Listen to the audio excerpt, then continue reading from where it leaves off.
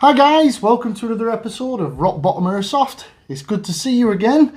It's been a while guys. I've been away from YouTube for a while and from social media in general. I've also unfortunately been away from Airsoft for a while.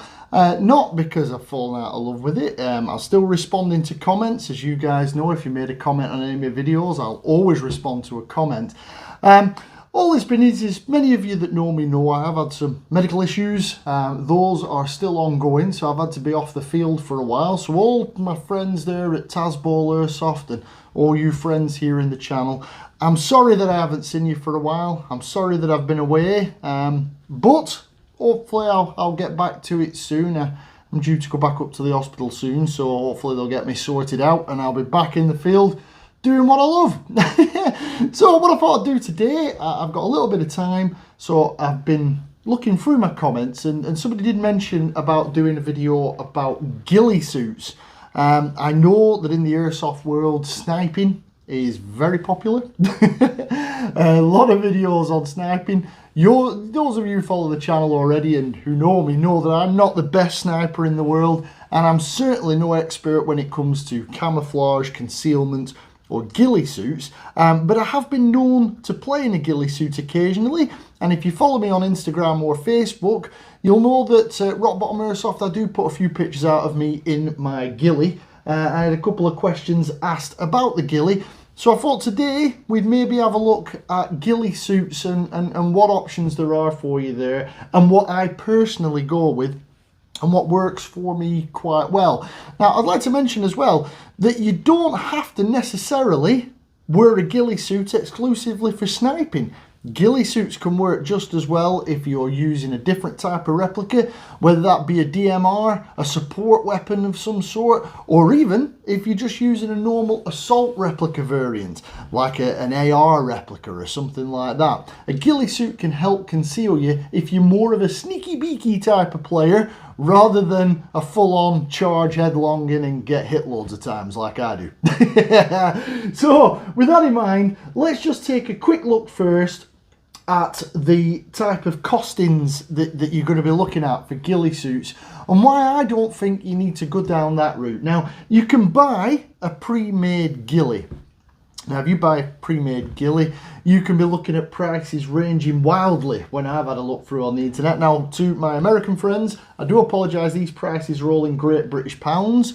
However, they can transfer over if you do the conversion to dollars. The prices are samey. In dollars, you guys over in the States, you are going to get slightly better deals than we do in the UK here, depending on which one you look at. So I found that you can get pre-made ghillies from between £28, which is really cheap for a full ghillie suit, all the way up to about £150. Those are for more no-name brands or ones that you'll get that are a bit more generic. They look like a ghillie suit you'd expect a ghillie suit to look like. If you want to go a bit more upmarket, there are many popular items that were originally formed by famous YouTubers such as Novrich does his own line of ghillie wear, and in his range you are stepping up the price a bit. For example, a ghillie jacket, just for the jacket from Novrich, will set you back around about £80 or €80. And for, you've probably all have heard of Kicking Mustang, they do the KMCS ghillie suit, which I believe he started. I'm not totally sure, but it is sold by another company now. That goes for about £200 for a full ghillie suit. So as you can see, you can spend a lot of money on a ghillie suit. So we don't have to spend that much, which is what I'll get into in a minute to get something decent. But I think first of all, now that we've had a look at the pricings you're looking at for a ghillie suit, maybe we should have a look at what a ghillie suit actually is. Well, a ghillie suit differs from standard camouflage in that this is a standard DPM pattern camouflage jacket. Now, as you can probably see, many of you will have seen DPM camouflage before. This is a British Army DPM jacket. It's not the colours they use now. You've been more used to MTP and that type of thing. I quite like DPM, guys. But DPM is a standard camouflage. Now, I will be perfectly honest with you guys, if you're sniping in full DPM camouflage in the terrain that I tend to play in, which you'll know from some of my gaming videos if you look through there, in my terrain, DPM works really well. It is very, very difficult to spot someone wearing a DPM full camouflage uniform, especially if they don't move. And that is the name of the game when it comes to camouflage. It's designed to break up your outline and make you harder to spot at first glance. It's not going to totally hide you, you're not going to disappear and become invisible, but if you don't move, it should break up your outline, makes you harder to distinguish between your surroundings and your target. That's what you're aiming for with camouflage. This camouflage works very well. Now, as you can see, it's not a ghillie suit, it's camouflage. Now, where that differs with a ghillie suit, my ghillie suit is a little bit all tangled up at the moment, but this is what we class as ghillie.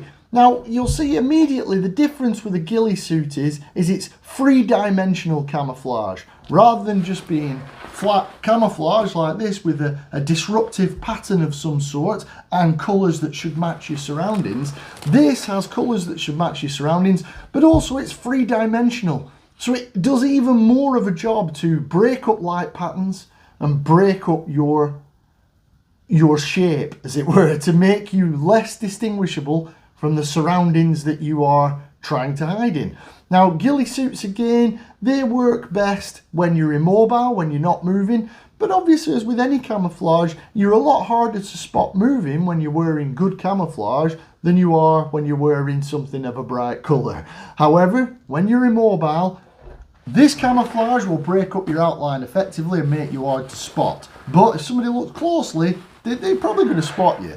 With a ghillie suit, what you're aiming for is for it to completely break up your outline, and in many cases, while not invisible, it could make you appear invisible. If you get into good cover or a good position where your ghillie suit really matches what you're hiding in or the surroundings that you're in, you can pretty much become invisible. Obviously, any gear you've got attached to yourself that's visible, or a replica, or anything that can break up the outline and then have a solid line, because nature doesn't work in straight lines, everything's curvy. But if you have a straight line like a rifle replica or something like that, something that reflects, shines, or is a different colour to the colours that you're playing in, then that's going to give you away. But a ghillie suit, if you're fully ghillied up, that can go a long way to disrupting your pattern.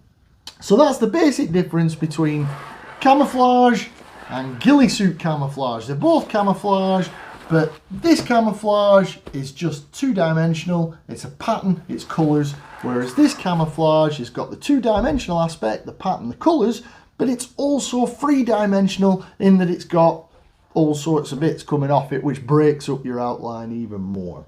So that is what a ghillie suit is. Now, why would you want a ghillie suit? You might want a ghillie suit because you are thinking of doing sniping in your airsoft games. And if you want to be a relatively immobile sniper, or if you want to be someone who can play very sneaky, then a ghillie suit is probably for you, because you can disappear into your environment. Now, the standard ghillie suits that you can buy, now that we know what we mean by a ghillie suit, the standard ones that you can buy, they will come in set colours, set patterns, and set disruptive materials. If that matches your environment, it might work really well for you. But what you will find is that with the cheaper ghillies, they get tangled up really easily, they break easily, they wear out quickly. The really cheap ones are going to fall to bits on you because these things get tangled up in everything. Anybody who's played in a ghillie will tell you that you end up with half of the woodland coming home with you. So if, like me, you play in the forest, you're going to end up with bushes. There's a bit of lichen stuck on there now and a bit of twig. You'll end up with half of the forest coming home with you because it tangles up in all of this. And obviously, the better the ghillie suit, the less tangling you get. And also, at the same time, it isn't going to rip bits off it when it does get tangled up in the bushes. It's going to be more hard wearing. You want something that's relatively breathable, like the mesh of this is much more breathable, because wearing a ghillie suit, you are going to get really hot. I'm telling you now, guys, if you wear one of these in summer, you will sweat. There is no two ways about it. I've used this loads of times and I always get too hot. In winter, you'll definitely get hot if you're in a cold environment. Still, it keeps you warm. But again, The ghillie suit depends on the type of environment and the time of year that you're playing in. So that's something to bear in mind. They're heavy, they get tangled up in everything, and they keep you really warm. So it could be an advantage or a disadvantage, depends on how you want to look at it. Another problem with ghillies is it does limit your options for rigs and for what you're carrying, because obviously if you have a rig on the outside of your ghillie suit, such as mag pouches and things like that, that kind of defeats the object of wearing a ghillie suit. You ideally want everything that's a routine shape, like rectangular for example, or box shaped, to be under the ghillie and camouflaged along with yourself. So that's things to bear in mind if you're thinking of going down the ghillie route. They're hot, they're heavy, and they make it awkward to put your gear on yourself, especially sidearms, things like that. Drawing them becomes a lot more difficult if they're underneath your ghillie suit. Now again, that's just my own experiences. I'm not an expert. There's somebody can correct me in the comments of better ways of doing the ghillie. I'm happy to take that. There's probably people who wear these a lot more than I do. So you decide you want a ghillie. This is the way you want to go. If you're playing, as I say, in an assault role, a full ghillie suit might not be necessary, but a ghillie hood like this, which is what I wear, this only covers the top half and the bottom half of my legs. This could be the way to go.